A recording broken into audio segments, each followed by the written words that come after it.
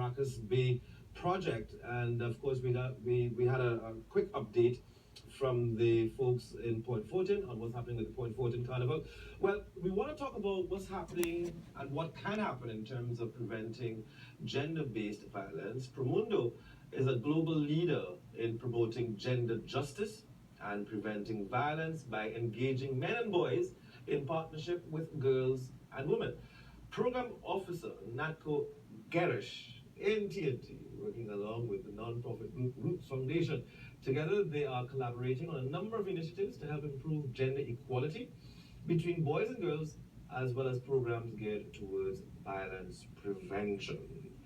Gentlemen, Dylan Kerrigan, UE anthropologist, you're here with us as well. Thank you so much for being here. And Natko, thank you for being here in Trinidad and Tobago and talking about these very important issues. I don't know if you've been following our local news, but we've been having some challenges in terms of relationships, and there's been a lot of gender-based violence reported in recent months in Trinidad and Tobago. I suppose there are a number of different reasons for that. So let me start with the anthropologist from the University of the West Indies. Dylan, if you were to assess what has been happening on a trend basis, would you say that gender-based violence is on the increase in Trinidad and Tobago? I would certainly say there's a feeling, a sense that it is. I think a lot of people are experiencing a sensation that it is on the increase. I think all of us are feeling a little bit more, security is a much larger issue for a lot of people. I don't have the statistics on that stuff, but I think in general terms, one of the things we're trying to do with a program that we're working on is trying to understand the experiences and of younger people in the context of violence in and around their lives by actually asking them and talking to them about it. And that's one of the things that I've been working on, a kind of workshop program with Servo kids aged between 16 and 18 who live in communities that have a lot of violence, and how they talk about it and experience it. And one of the things we're doing with Roots and with Natko is we've set up workshops to give them the opportunity to learn about spoken word poetry, but we also use it as an opportunity to talk about violence in their communities and how they experience it. And what you find from the younger people and members of our society is there's a lot of examples of violence and gender-based violence have become very normalized in their lives. They speak about it very like it every day. Like we in our past may have spoken about fun in the park or wherever. Young people today who experience this speak about violence like they see it every day and lots of times. And that's something we need to treat with and talk about and deal with. And that's one of the things we're doing. And I suppose those are some critical issues that there must be some form of intervention to treat with it. But Natko, you would have seen this, I mean, from a global perspective. Is there an emerging trend in Western societies where the family structure has become so weakened, whether it's by economics or underlying social trends? Is gender-based violence on the increase in Western societies? Well, very similar answer. I wouldn't know about the trends and about actual statistics. What I do know is that there is more and more men who are aware that working on gender equality and gender justice is not only a women's issue, that transforming social norms around gender is something which is important and beneficial for their lives too. So if we think about traditional, more rigid forms of masculinity, which promote dominance of men over women, assuring power of men over women. These are all social norms which actually perpetuate gender-based violence. And what we see is that there is more and more men who also feel proud and feel empowered to show also, beside this aggressive dominant side of masculinity, also a more caring, more constructive and a positive way of being a man. And this is what we try to build on. So this kind of a wave of men's empowerment locally and globally, where men are no longer ashamed to be proud of positive ways of being a man which are not violent, and to prove their masculinity and manhood through caring, through understanding that sharing power with women, reducing violence over women is also eliminating violence from their own lives. It's also creating relationship and communities based on mutual respect, mutual understanding, and going together forward without violence. And Natko, let's stay on that point. The male-dominated society, is it that the underlying catalyst for the changing role of the man, the changing role of the woman, the evolving definition of the family, is that the genesis of this gender-based violence in the 21st century? We live in the 21st century. I mean, we have to be aware that social norms around gender are not static, and we are the ones that have full power and control of how we try to have as much as power as possible over the way we live our lives. The construct of family is very often perceived as a very traditional format where men need to provide, need to, protect their family, need to be the breadwinners, hide their emotions, and be this kind of a firm, rigid role model who kind of leads their family through life without asking for help, without cooperating with women. And this is something that we want to transform.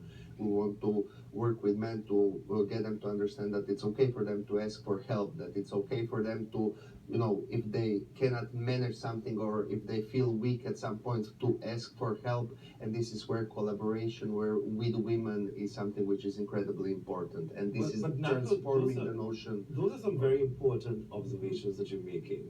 And Dylan, I'm sure that you can overlay that onto the Trinidad and Tobago society. Mm-hmm. Are we reflecting exactly what Natko is saying? Men don't ask for help. They are conditioned, socialized to operate in a particular way. We are imposing on our boys and men this hyper masculinity. The girls are revolting against all of this. The empowerment of the woman, the female, the two-income household. Is that the genesis of a lot of the violence that we're witnessing? I think, those all make sense, and I think it's what we'd say in anthropology, very overdetermined. There's lots of different causal factors, but on a cultural level, environmental realities shape our behaviors. So you can think of a larger cultural system as a society. Obviously, it's a cultural system that's, intersects with like foreign ideas and media and lots of other things, so it doesn't just stand by itself in a vacuum. But within our own system, we've developed certain rationalities and behaviors that are very patriarchal, that you can tie back to a larger historical sweep of our history and how we developed from colonialism to post-colonialism to the sort of what happened in the 80s with our money and IMF and those things, and then latterly what happened with our oil boom and how inequalities have stretched within our society. I wouldn't say, that it's just one thing. I'd say it's lots of things, but masculinities itself are in crisis, masculinities, and it's a variety form. And it's not just in crisis simply because men don't know what to do, but it's in crisis because also masculinities have become quite violent here, how it's expressed. And I don't think all men do that, but in some ways, in a cultural way, you also see women and men buying into this kind of dangerous notion of what men should be like, and this dangerous sort of idea about men owning women to a point, that they're property, and I think that creates it. And with Natko and me were talking, I was thinking more generally about what's happening in the world, that there seems to be a sort of radicalization, a bit like how people talk about ISIS and it's radical, but it seems to be a radicalization of men in violent ways against women, right, more generally across the world. And maybe that's also to do with larger social processes, as you sort of... But Natko, this antagonism between men and women, is it that it's a battle for domination in the relationship, whether from an emotional standpoint, from an economic standpoint, a social standpoint? Is it that all of this change that is taking place is creating a lot more friction in the man-woman relationship?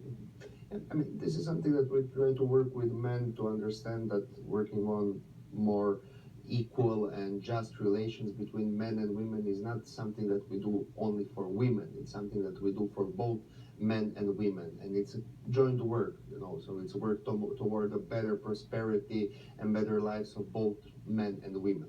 Men are definitely, if you look at the statistics of who perpetrates more violence at home, who does more gender-based violence, men are definitely more violent. But then again, you also see how men also suffer because of these expectations put on men. Men will die more in traffic accidents. Men will commit but also die from murder more. Men will commit suicide more. Men will drink more. Men will not ask for medical help. So these are all behaviors which are very much related to the notion of masculinity, and changing the understanding of what I have to do in order to be a man includes both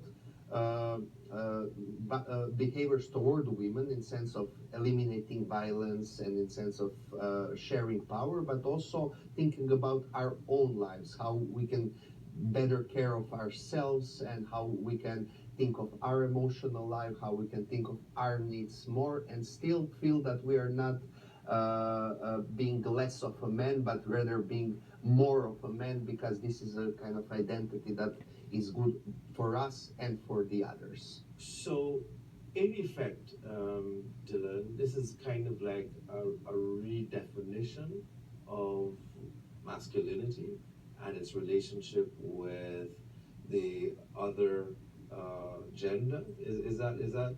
I think going back to what Natko says is these things aren't fixed. They do shift and change based on what's happening in the environment around them. So as our society becomes more violent in some ways, that will also be reflected in the different sorts of masculinities or gender-based identities. So then, Promundo's work, they're collaborating with the Roots Foundation. Right.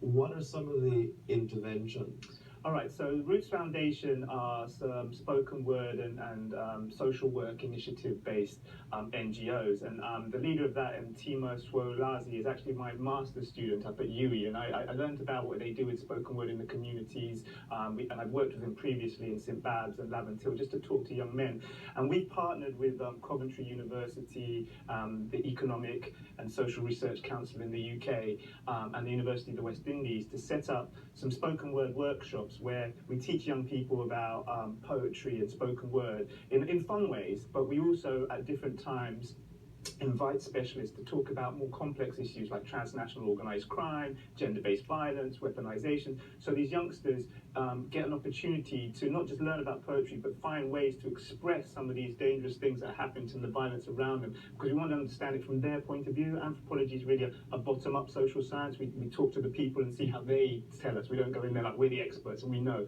We go there to collect information from the young people. And from that, we want to understand how the community violence is experienced by the young people, and then perhaps not only give them the skills to sort of talk about it and get it something out of them, but also give them the skills to sort of build themselves up and also the people around them. So that's a sort of very pilot level sort of intervention. And if it's successful, we'd like to sort of use it in a larger way. Excellent. Natko, you're looking at this challenge that men are facing. So the first part of my question is, should women be very concerned, or is this just a male problem? Men should just be concerned. Should women also be concerned about this challenge that men are experiencing as this redefinition of masculinity is taking place?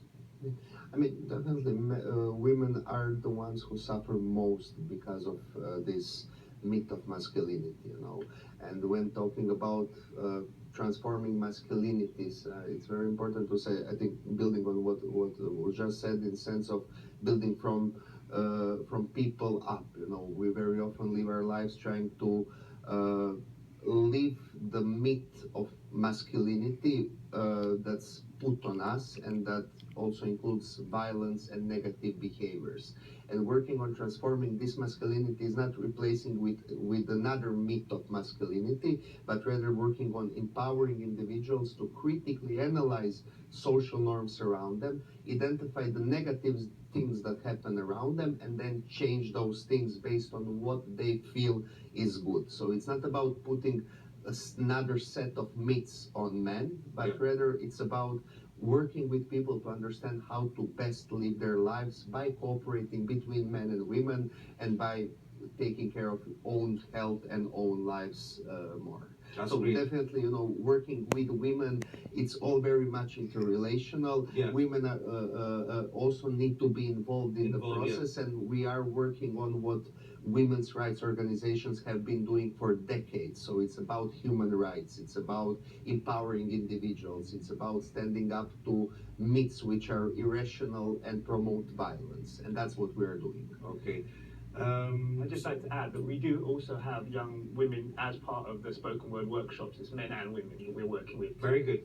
Dylan, can you tell us where the next workshop will be taking place? Actually, today with Natko, it's taking place at Nalis today between 1 and 3. And we also do sort of outreach things too, where we take them out of the community. So the workshops aren't always in a building. Sometimes we do day trips. We go to Fonza Man's Forestry School.